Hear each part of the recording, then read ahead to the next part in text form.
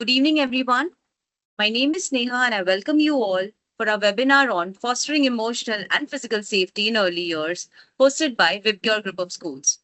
Recognized as the best education brand of 2024 by the Economic Times, VIBGYOR continues its commitment to support families and educators in building strong and nurturing foundations for young learners. In the early years, a child's emotional and physical well being is deeply influenced by their surroundings, routines, and the adults they are in their lives. So, our today's session is thoughtfully curated to offer practical insights into creating safe, responsive, and developmentally appropriate environments for our children to thrive. We are honored to have with us Dr. Shreya Dubey, MBBS, DCH, DNB, Pediatrics, and Fellowship in Neonatology with extensive experience in pediatrics and neonatal care. Dr. Dubey brings a balanced and informed perspective on everyday practices that contribute to secure and emotionally healthy childhood experience. So, in our today's session, we'll delve into topics like understanding emotional, environmental, and physical safety, everyday best practices for ensuring safety, collaborative role of parents and educators in nurturing a secure environment. We are delighted to have you all with us, and we hope this session empowers you with meaningful takeaways to support your child's growth and well being in the formative years. Over to you, Dr. Shreya. Thank you so much, Neha. Okay, I'll just switch on the camera. Yes, ma'am. Thank you so much, Neha. Can you see me? Yes, ma'am, we can see you. You can Okay. start. Okay. Thank you so much, Neha. And it is really, really great to be here. I'm truly grateful to the VIBGYOR schools and all of you teachers for aiming to create awareness about such an important, such an extremely important yet often neglected topic. Emotional safety and emotional intelligence is something that is very close to my heart as a pediatrician. And before I introduce myself, I'll just um tell something that why is this topic so important? This topic is so important because I see it every day. Let me give you some examples. Have you ever seen your child flinch or go quiet when you are being angry at someone else? Or have you ever seen them that they have broken something at home and they immediately look at you to gauge your reaction with confused and scared eyes? It happens more often than not, right? So today's session is about more than the physical safety. It is about emotional safety, which is invisible. It does not look so much visible, but then it is very, very important for our little humans. So I just want to talk on that. And once again, last year it was about the safe touch practices, and I really commend VIBGYOR group of schools and the teachers who always come up with such interesting, fascinating, and extremely important topics which are not often talked about, which are not in general awareness and public awareness. So thank you so much for having me here. I'll just start with the presentation now. Yes, ma'am. Can you, yeah, can you see the screen? Yes, ma'am.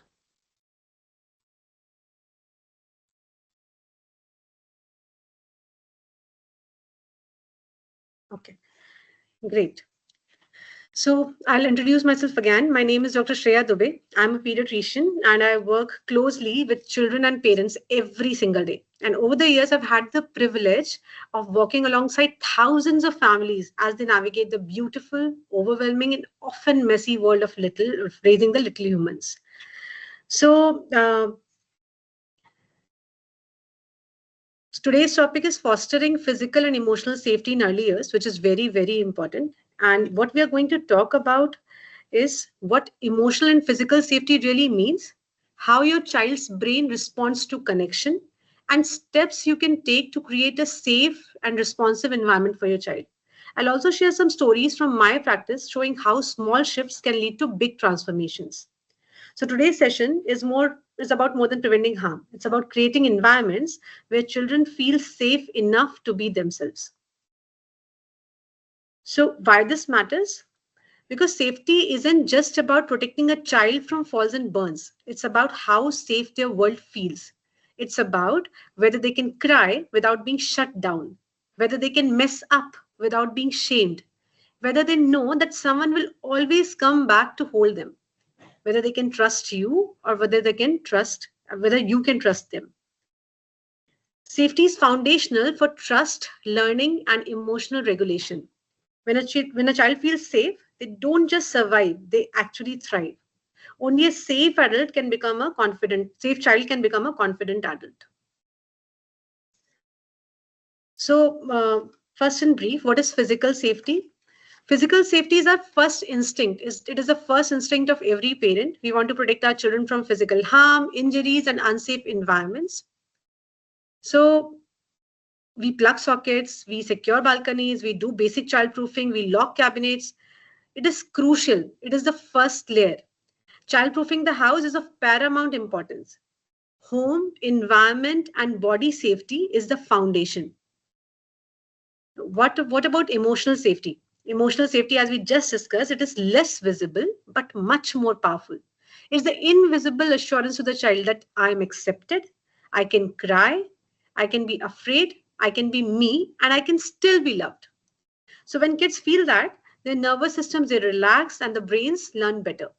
Emotional safety is the freedom to express emotions without fear, to be comforted when overwhelmed, to know that someone is always going to come back, to trust that their emotions won't be punished or dismissed.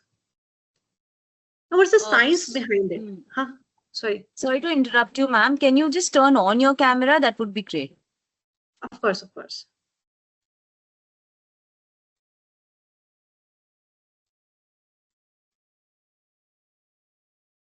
Thank you so much, ma'am. Sure, sure, of course. Okay. So the brain of our children, it is wired for connection before correction. So if we try to correct the child directly, it is not going to happen. So you need to connect with the child first so that they become open and receptive to the correction. 90% of brain development, it happens before the age 5. That means the neural pathways, they are mostly formed. There are 90% of formation of the neural pathways it occurs before the age of 5 years. And if the environmental safety is not there, if the child does not feel physically, emotionally, or environmentally safe, this wiring it is actually affected. So chronic stress and emotional neglect, it can actually rewire the brain pathways into things and conditions that we don't like. So when a child feels emotionally unsafe, the part of brain responsible for learning, memory, and empathy, it shrinks in function. Only safe and secure attachment can build that resilient wiring. So it's very, very important that before the age of 5 years, that is during the early years, we take utmost care of the emotional safety and the emotional intelligence of our children. So let's talk first about the physical safety at home. So child proofing your home, it creates freedom because the kids, they develop by exploring. And our job is not to stop that exploration, but to make that exploration safe. So we need to child-proof our home in a basic manner. We want to secure the loose electric connections, the cords and outlets. Mosquitoes and insects, the monsoon season is just coming, and we need to take care of the water puddles, use mosquito repellents, herbal repellents. You can use mosquito nets. This is very important.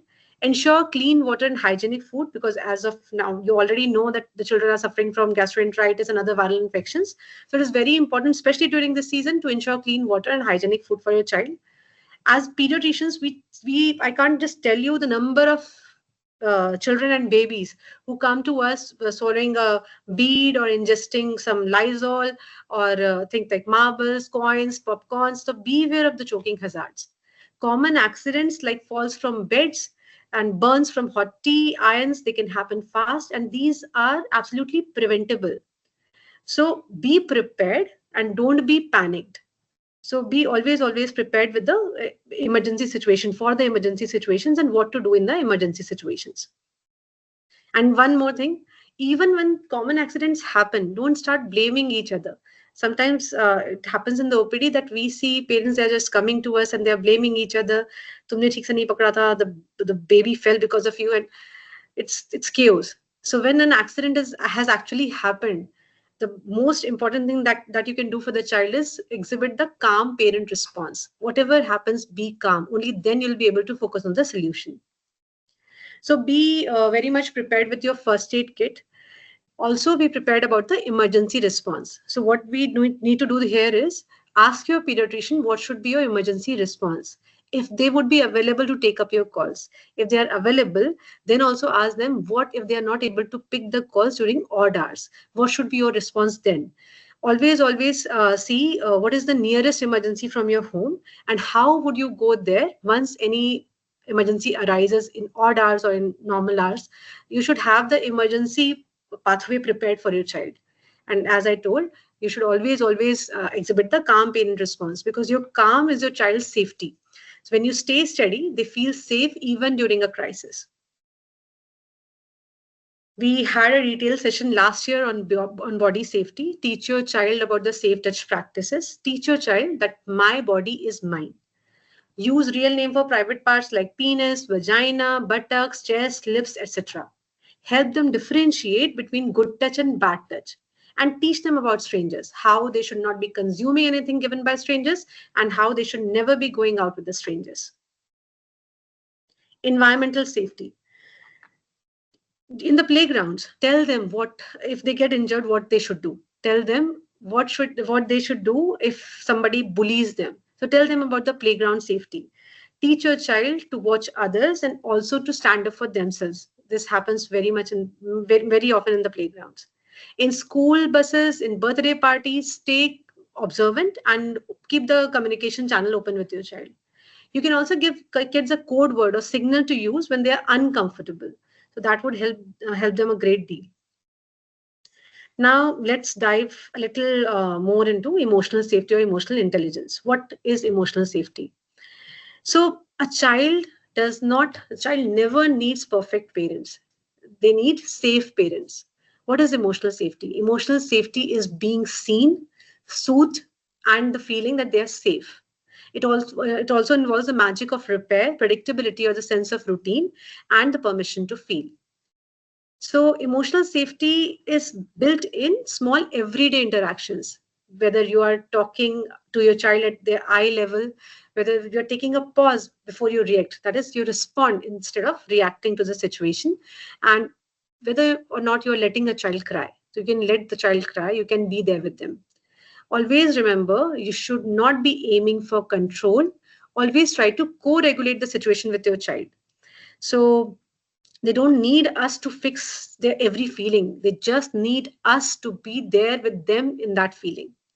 So, for example, when a child falls, don't say nothing happened. Say that was scary, wasn't it? Come here, I'm here for you. So we don't want to raise emotionally numb kids. We don't want to raise avoidant kids. We want to raise emotionally resilient kids who feel safe, who are confident, and who want to walk the path and face the adventures and embrace risks. So we want those kids.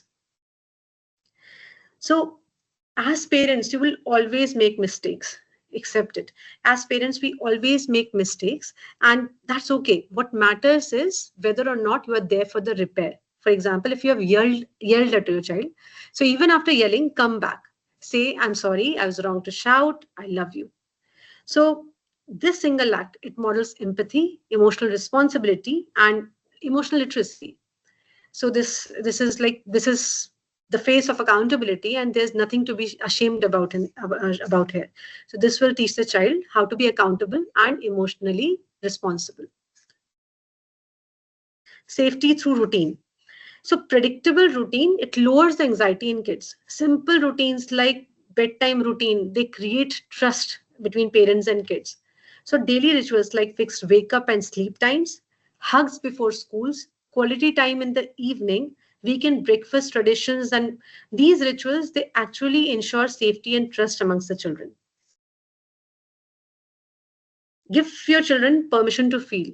Always take a pause before you react. Always respond and don't react to the situation right away. Acknowledge and validate their emotions. This is very important. And our parents, they have always missed this, but we have to be very sure that we are not missing on this, because the world is like really taking a strange path with AI and everything. Our kids are not ready to deal with their day-to-day emotions. So it is our responsibility. It becomes more of our responsibility to acknowledge their emotions, validate their emotions so that they know they have that emotional intelligence now and in future also. So when they feel sad or when they're crying, tell them that it's okay to be sad. It's okay to cry. Tell them that I see you are upset. I'm here. You can tell me anything, even if you think I'll be upset. These are small sentences, but they are powerful safety anchors for our children. So there are some words which we just speak unintentionally, but they have the power to break the emotional safety of our children. For example, stop crying, stop being too sensitive. Why are you scared? It's silly. You're such a drama queen. You're being so dramatic. So these, because of these sentences, the kids, our children, they learn to bottle up their emotions. And when does this bottle break? Usually at the time of adolescence or puberty or teenage. So make sure that you are not using these words on a day-to-day basis. So not every child grows with a safe net. You know, some children they flinch at loud noises, and some children they go quiet for months. So when the safety net is broken, the neural pathways they are rewired. They start rewiring, and when there's a chronic emotional neglect, or chronic abuse or stress of any kind, the children they exhibit various symptoms like aggression. They shut down. There's anxiety, defiance, conduct disorders. They become very clingy. They start to please people. They seek too much of external validation. They just are looking for love somewhere else because their parents are, they feel that their parents are not giving it to them. So that happens when the emotional safety net is broken. But always remember, always healing is possible. Even if there's one safe adult who's showing up consistently, the child will heal. So we have seen this multiple times, and it is actually true. So what is the role of the parent? So we don't need to be perfect. We just need to be present, because parents are the emotional thermostat of kids. How you handle your stress teaches them how they should be handling their stress. To create screen-free bonding windows with them, celebrate their emotions, whether they are positive emotions or negative emotions, acknowledge them, validate them, celebrate them. Celebrate when they know what emotion they are feeling. That is very important. Do not never ever suppress an emotion. Get on your child's eye level when speak. Sugar and junk food. This is very, very important, because emotional safety does not include what we are telling them, how we are acting out. It also includes what we feed their bodies. So food impacts behavior. We all know that excess sugar, it causes dopamine spike, dopamine crash. It increases hyperactivity, sleep issues, mood swings, and we all know the physical manifestations that happen once the child is consuming too much of sugar and junk food. Screen safety. So screens offer escape for parents as well as for children, but this is always at the cost of connection. So limit passive watching of screen, co-watch whenever possible. What do you mean by passive watching? That just think about what we are going to watch, switch on the TV, and then once that thing finishes, switch off the TV. Do not multitask while you're watching the screen. So limit passive watching. The most regulating screen for a child is a parent's face. We know in this working world, it's very, very difficult for the parent to spend too much time with the child. Whatever you do, just make sure you're not showing them too much screen. A bored child is better than a screen engaged child. So boredom will lead to more imagination, creativity, and exploration, but screen watching is a dead end. So that's not good for the children. So 1 in 3 children, they face emotional neglect before age 6.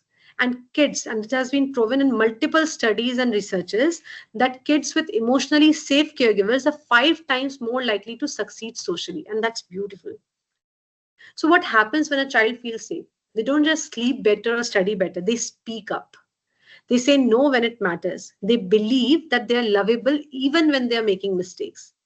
You don't need to be calm all the time. You just need to keep coming back.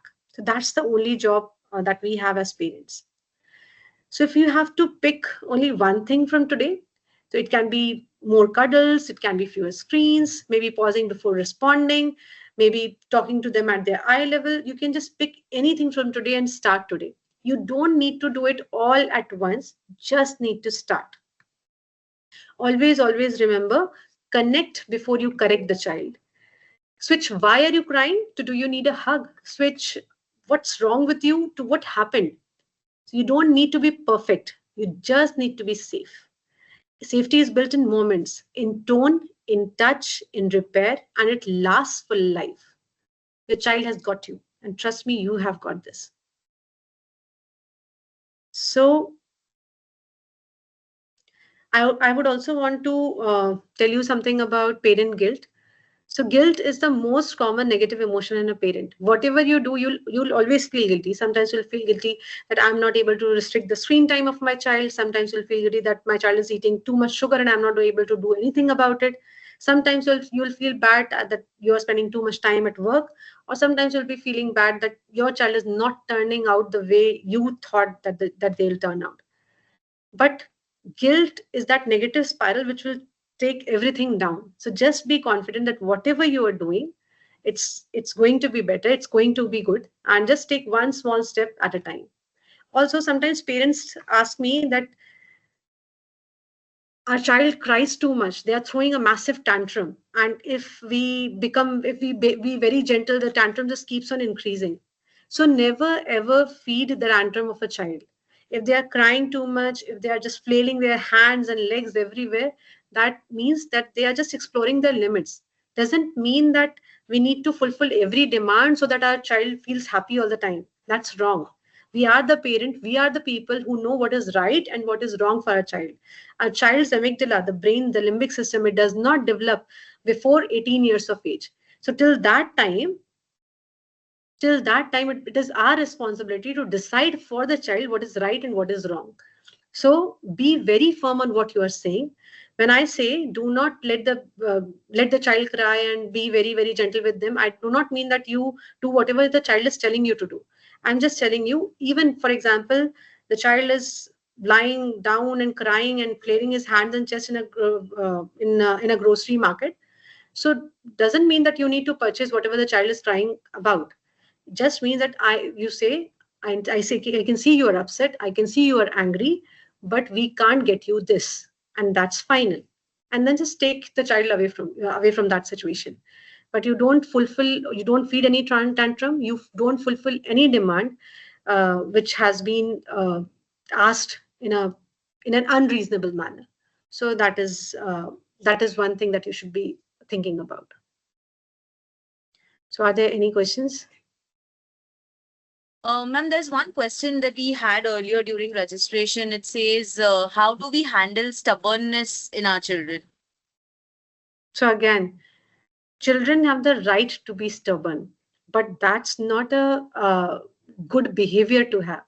So they have a right to explore their limits. The only way they can be autonomous is by just crying without any reason, or by refusing food, or just they want to establish their autonomy anyhow. But what we need to do is anything which they demand in a stubborn fashion, we don't give it to them, even if it is reasonable, even if it is right. We just tell them, we know you are angry, but you need to ask this in this manner. Or we know you are angry, but we can't give you this, and that's fine. So we need to be firm. We have to be gentle, but at the same time, we need to be firm with our children. We need to be there with them, even if they are angry, even if they are upset. Doesn't mean we have to make them happy all the time. Okay, so we have some. Yeah, we have How a couple can, of questions. yeah. Hi, Deepa. How can we deal with tantrums, kids, and how? Okay. So tantrums, they are a natural part and parcel of growth and development of children. The peaks of the tantrums, they happen between the second year of age to 5 years of age, then again between 8 to 11 years, and then after 13 years. So tantrums are always there. The only way to deal with them, and tantrums are because they want to get attention. They want they want to explore their limits. And the only way to handle a tantrum is to not give it attention. So acknowledge the emotion of the child. If the child is shouting, so say, I know you're angry, and then validate the emotion. I can understand that you are angry, and then tell them that you're not going to get this because this is not that. So this is how you deal with the tantrums. And if the kid is really small, for example, 2 to 3 years old, let them cry. I understand it is very very painful to see a child crying straight for 2 or 3 hours. वो नीले हो जाते हैं, they hold breath. There are breath holding spells, and they are just, and padosi bhi aa jate, neighbors are coming, and grandparents become very jittery. But then the only way to deal tantrum is by ignoring it, because as soon as you feed the tantrum, the next tantrum will be of a higher intensity. So just make sure that you are not feeding any tantrum. Trust me, your life will be very, very easy, and the kid would be very, very happy after that. How to handle parental guilt about going to work and giving less time to kids. So again, guilt is the most common emotion in parents, है ना? And whether you are a homemaker, or you are an office goer, or you are working out, or you're working outside, uh, guilt is always going to find its way to you. So how to handle it? Just remember that you are setting an example for your kid. If you sacrifice everything and be there for kid day and for your kid day and night, they would assume, and they would know that this is what they are expected to do once they grow up. So you are setting an example for your kid that you can be an all-rounder, you can work upon your dreams, you can have it all. You can raise your kids, you can be happy with your kids, you can go to work, you can be happy at your work. So you are setting an example. Work upon yourself. You are just an example for your kid. So don't feel guilty. Your kid already loves you unconditionally, whether or not you are going to work. Just, and for a practical tip, just spend 10 minutes daily with your kid. This is known as quality time. This is very important. This is a much researched topic. Just spend 10 minutes of your day with your kid. Make it fixed. Do not multitask at this time. When, for example, 7 p.m. to 7:10 p.m. I have decided I'm going to give this time to my kid no matter what, whatever be the situation. Even if I'm away from home, I'll be on phone with my kid during these 10 minutes. Just make it a habit. In Just do it for 20-25 years, and I'm telling you, there'll not be any guilt about not spending enough time with the kids, because consistently you have been doing that. That will give you enough confidence to conquer your work life and your family life. Also, when the kid turns 25 years old, they will remember that they need to call you at 7 p.m. every day. So that is a lifelong thing. You start today, be consistent for 14 days, and I promise you, it was going to change the way you think about your work and your family. How do I make my child understand vocal about anything done wrong to her, as in bad touch? So this is a very important topic again, Madhuraji. We discussed safe touch practices last year in detail, and with VIBGYOR schools only, and the teachers also very, very helpful there. So first of all, tell them about their bodies. Tell them that my body is mine, your body is yours. So just first sentence. So this is the first sentence. Second, these are my private parts. My penis, my vagina, buttocks, my chest, my lips. These are my private parts. Only mama and papa are allowed to touch it. They touch my private parts when they are giving me a bath or something else. No one else is allowed to see my private parts or touch my private parts. Similarly, I am also not allowed to touch the private parts or see the private parts of other people. And then tell them, if somebody touches my private parts, I say no. Then I run from there, and I tell a safe adult.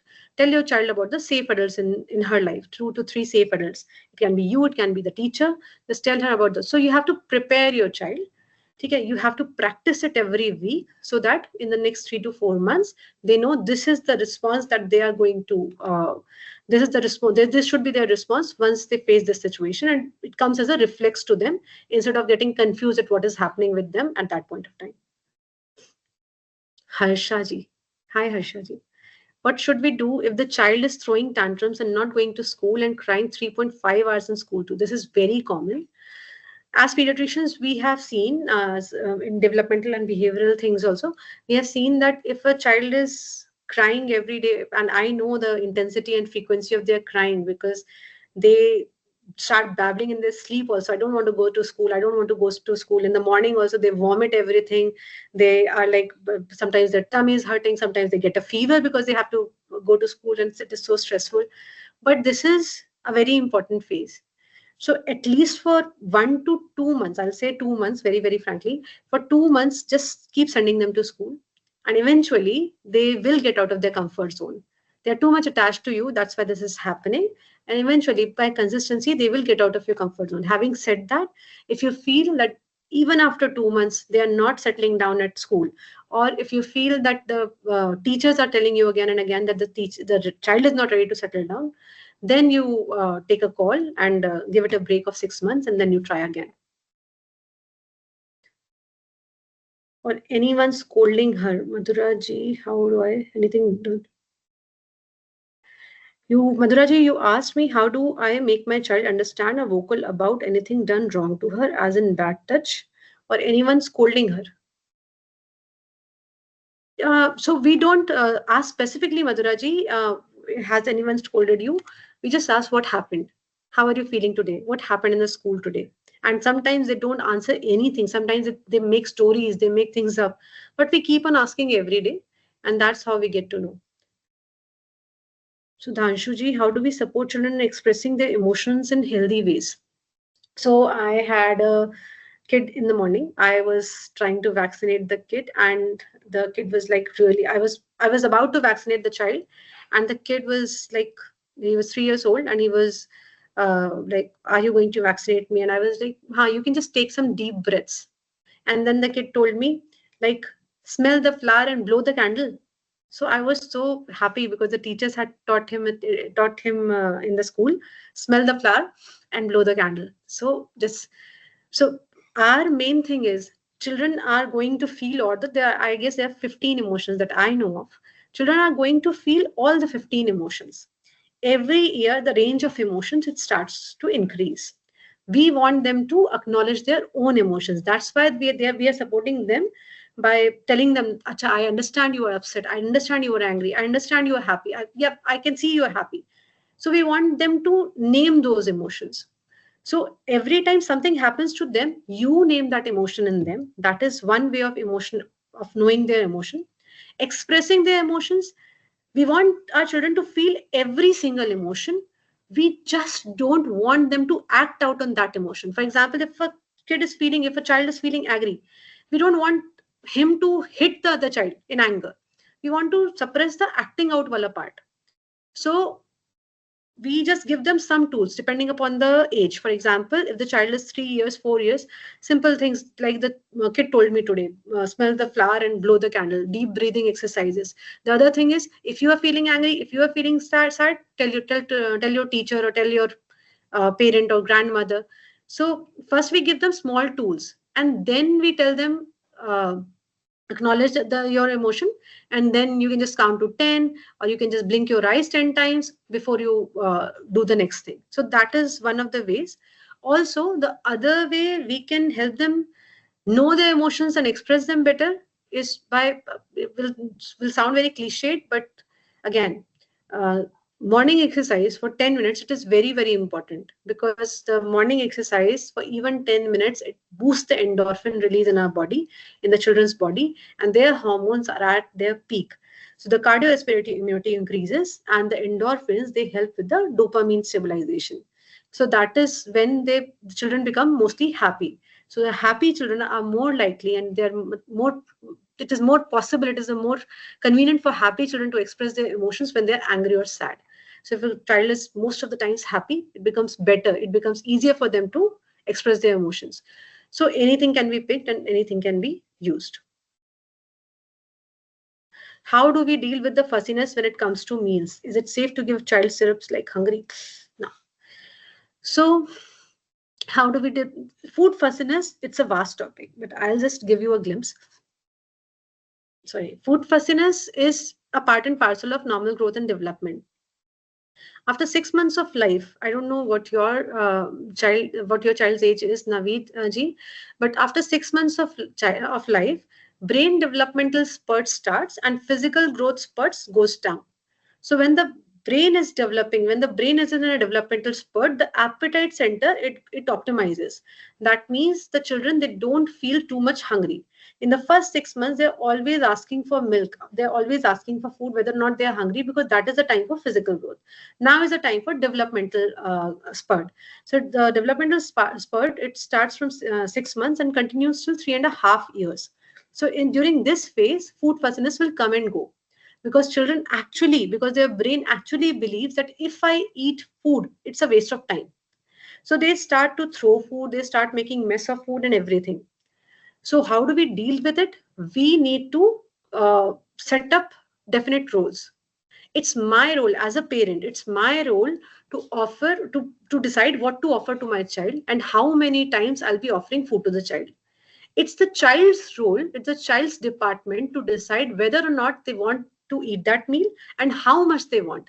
So the quantity of the meal that they are taking and whether or not they are eating it is their department. My department is to decide how many times I'm offering and what am I offering. So the roles should be clear and distinct.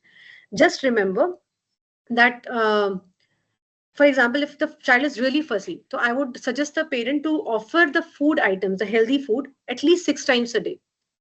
Expose the child to that food, to that plate, only for 20 minutes. Try to feed the child only for 20 minutes, and at the 21st minute, remove the plate from front of him.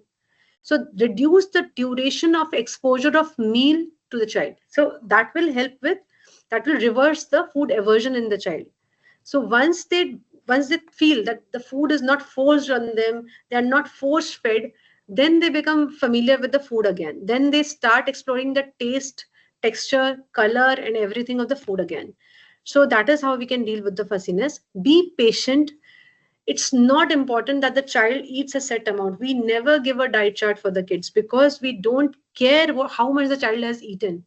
We even say that even if the child does not eat anything for 2 weeks, it's okay, because the child is in a brain developmental spurt. It's not a physical growth spurt. If the child is active and alert every day, if the child is not losing more than 500 grams in 1 month without any illness, then everything is good. The appetite syrups are never good. They are never good. Dr. Shreya mentioned she will talk about some example stories regarding emotional safety. Okay. So Tanuji, I'll just tell you. So one of these days, I just told you about 2 or 3 OPD examples, but I'll tell you more. So a few days back, a child came to me, and the 2 children came to me, and then I posted it on my Instagram also, so I'll just tell it here also. So Arav and Krishav, they came to me, and Arav was the elder kid, and Krish was the younger kid. So Arav had hit Krish, and Arav was just standing in my OPD, and and I was examining Krish because he had an injury on the forehead. So her grandmother and the mother had come with the children. So the grandmother started to say that Arav has become so rowdy and he does not listen to anyone. He's either watching TV or he's just shouting or uh, he's just beating up his brother, and he's so bad and he's such a bad boy. Grandmother was saying many things, and the mother also told me that Dr. Shreya, he has just changed. His behavior has totally changed. He's always aggressive and irritable. He's always cranky. He's always demanding. He doesn't listen to anything. So Ara was just standing there. So I asked him, what has happened? Why did you hit Krish? And he did not say anything. But then the younger kid said, because Dadi was giving him laddu, giving me laddu, and when Arav asked, she did not give him laddu. Okay, so this is not because Arav was angry at Krish. This is because he was feeling neglected and ignored. And that's how he decided to seek attention by hitting his younger brother.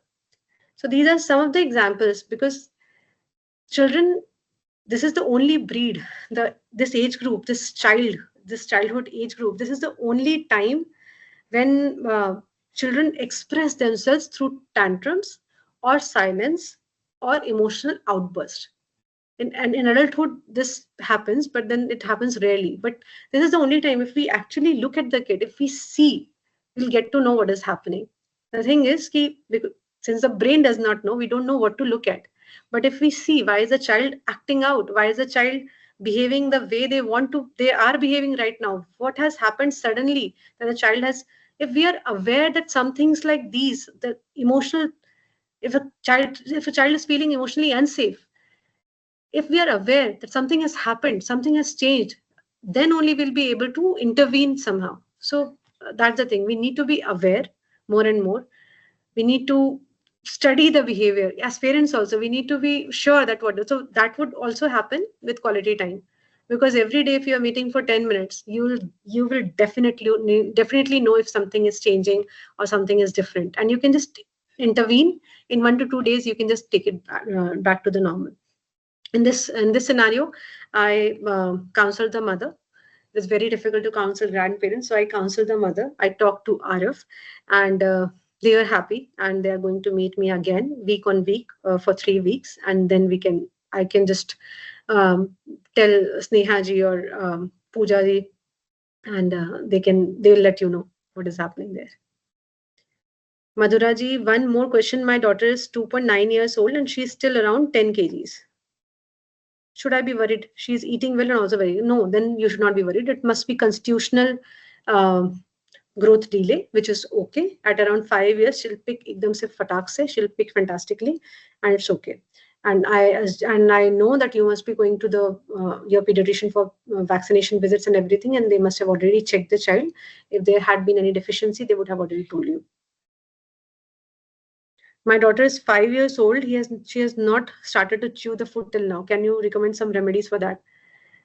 So the most common reason that children do not chew food that we know is when they are watching in front of, when they are eating food in front of screen. So that's the most common reason. The second most common reason is if they have been on purees for 2 to 3 years, if they have been stuck on purees for 2 to 3 years. So first of all, you stop the television or mobile altogether. You just go cold turkey on screens. The second thing, you chew with the child. You try to tell them, Dekho, I'm chewing it 10 times, you also chewing, and you make it a game and do it 2 to 3 times a day in different meals, and then the child will start to chew. And this is not a major problem. This is going to subside. The only thing is, if the child is on purees for a long time, the oromotor development, it does not happen well, and the teeth, they become a little weak. So we want this to stop by 5.5 to 6 years. My daughter is 10 months old. She did not get teeth.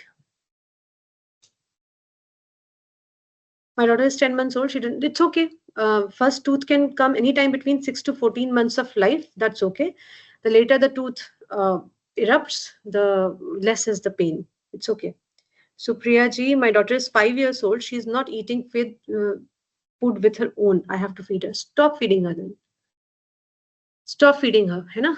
So that's one thing that you can do. Even don't think one time I'll feed her and the other time she can eat it alone. Stop feeding her. We don't want her to be dependent on you. There will be a withdrawal of 7 to 10 days. She'll not eat anything. She will cry. She will gag. She will do everything. But after that withdrawal, she'll start eating on her own. So don't just keep offering the food. Just keep giving her food, but do not spoon feed her by yourself. Okay, ma'am. So I'm really happy we had really good engagement with all our audiences here. So Sure. formally, I would like to say thank you so much, Dr. Shreya. And now that as we Thank come to an end of our session on fostering emotional and physical safety in early years, we extend a heartfelt gratitude to Dr. Shreya Dubey for sharing her knowledge with such clarity, warmth, and depth. Ma'am, personally, your guidance, and of course, I'm talking from, on behalf of your group of schools, your guidance in on creating nurturing environments and understanding a child's needs has offered valuable perspectives to both parents, as a parent I'm talking, and also as educators. And to all of our participants, thank you so much for joining us this evening. We hope this session has provided clarity, reassurance, and practical ideas to enhance the emotional and physical safety of our child. Now, we would love Sure. to hear your feedback and your thoughts. Please take a moment to complete the feedback form that has been shared to you in the message in the chat. And let us know if there are any other topics that you would want us to cover like this in our upcoming webinars. And for further queries and support, you can reach out to us on 600 3700. Please stay connected with your group of schools as we continue to bring such expert-led sessions to strengthen every step of your child's educational journey. We hope you keep enjoying your parenting journey with confidence. Have a wonderful evening ahead, everyone. Take care. Thank you Thank so you so much. much. Thank you. Bye bye.